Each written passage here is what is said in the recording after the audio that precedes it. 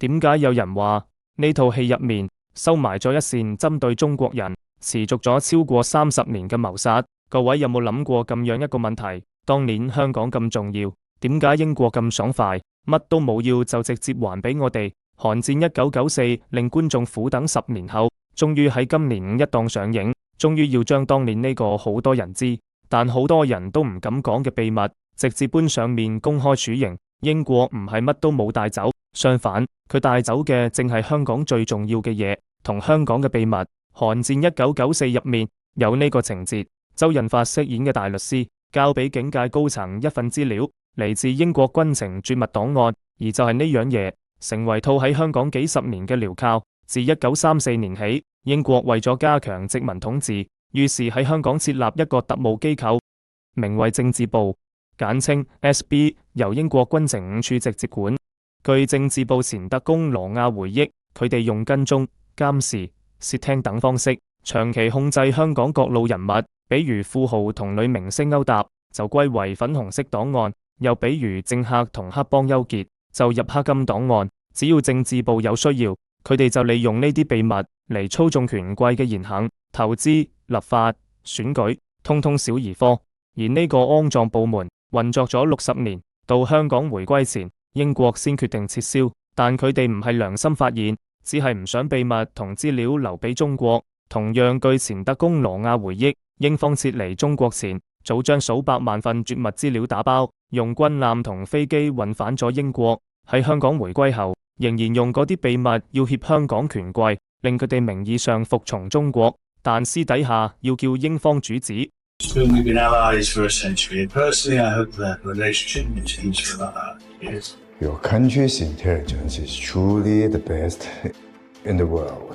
Our country's, Mr. Putin. 核突嗎？仲未夠，大家諗下，英國名義上解散政治部，但嗰幾千個特工去晒邊？係根本冇走，除咗部分核心人員被轉走，仲有大量特工就地洗白，安插喺香港各行各業，久唔久就偷下情報壞。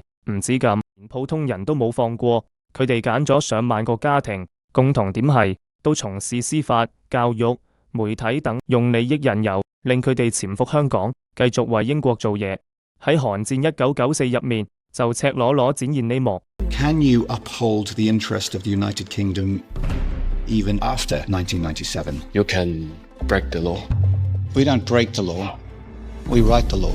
有啲人成日自詡聞名，但私下做嘅事豬狗不如。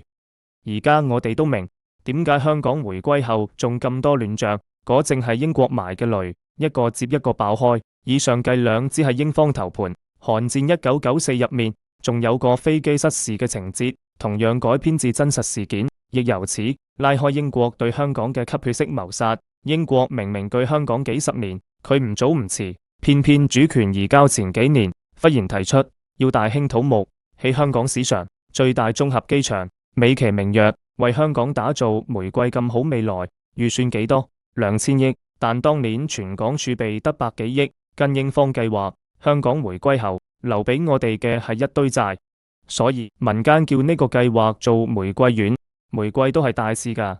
至於呢個計劃，我方認為舊機場頂唔順，但新機場要謹慎搞。先前提到舊機場嗰單意外，英方即刻有藉口，理得你，火速推呢個燒錢計劃。最無恥係，成個計劃嘅核心承包商大部分都仲係英國人，即係話英方要將香港嘅錢全部代入自己個袋。唔止咁，等機場起好之後，未來要嘅技術、制度全部跟英國人規矩，邊個頂得順？而呢啲事，寒戰第一集已提及，警方使5億幾整個信息系統，點知項目承包商早俾英國走狗攞咗，而呢個系統自然被英方開後門，後果幾嚴重，可想而知。你以為寒戰係戲，點知係紀錄片。而今次寒戰1994嘅故事，就係喺呢種博弈下展開。英國歸還香港前，各方勢力撈埋一齊，有啲人想吐反啖氣，做堂堂正正嘅中國人，仲有啲人為咗財富地位唔喐，甘心出賣良心，更有人為一己私，寧願做奴才都要實現野心。有啲事做得講唔得，有啲事講得做唔得。